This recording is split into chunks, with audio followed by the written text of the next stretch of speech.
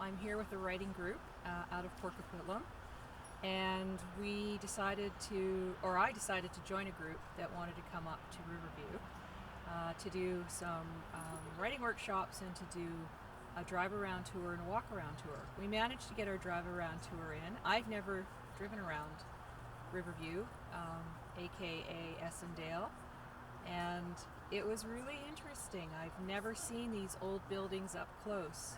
So we had a lot of good photo sessions and got our subconscious minds rolling so that we would have material to work with to write. Well, our theme today, light theme, was institutionalization. So one of the things we did was we brought objects that we thought were symbolic of being institutionalized, and then we did some short writes in order to get either some poetry down or some narrative down, either triggered by talking about those objects or just triggered by walking around Riverview and looking at the old buildings. So you guys, one of the places you visited was the gravestone, the cemetery. Yeah, that was interesting. I'd never been there before, and so I didn't know what that area was, what that land was all about. But driving into it, it had the feel of a cemetery, just the design of it.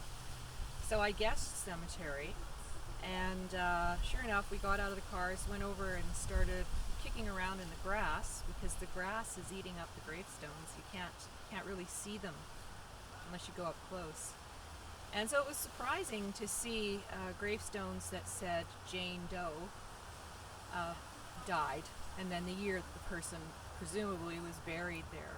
There were quite a few Jane Does. I didn't see any John Does.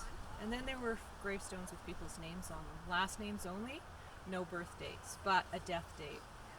That was a little creepy, but also very interesting.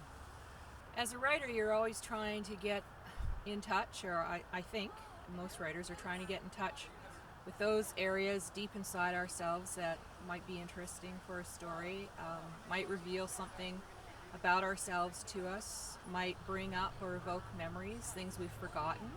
So all of that becomes fabric that we can work with to start our writing, to write about what, sometimes it's hard to know as a writer, what really interests you until you try something different. Creativity is everywhere, you've just got to invite it in.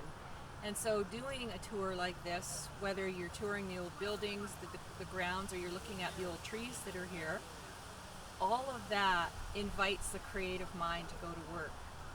So we basically planted the seeds by coming here, and then we had our talk, our circle, and our narration, and now we're all writing. And we'll probably all go home and write for a long time after this about everything that we consciously were aware of, and a lot of stuff that we were not consciously aware of.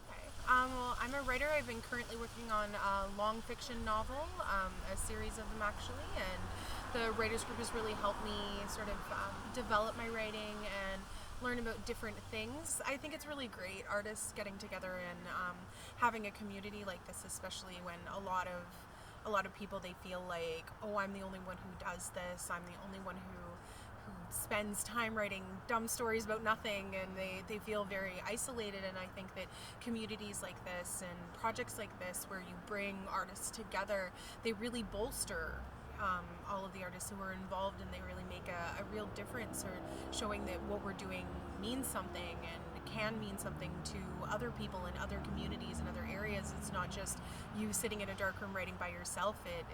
It reaches out and touches people, and I think a lot of people who create things, they feel like they're the only ones, and it's something so internal to them. And I think groups like this and trips like this and doing these types of things is really great to sort of build artists up so that we recognize them more, and there's more bolstering of other people's creativity.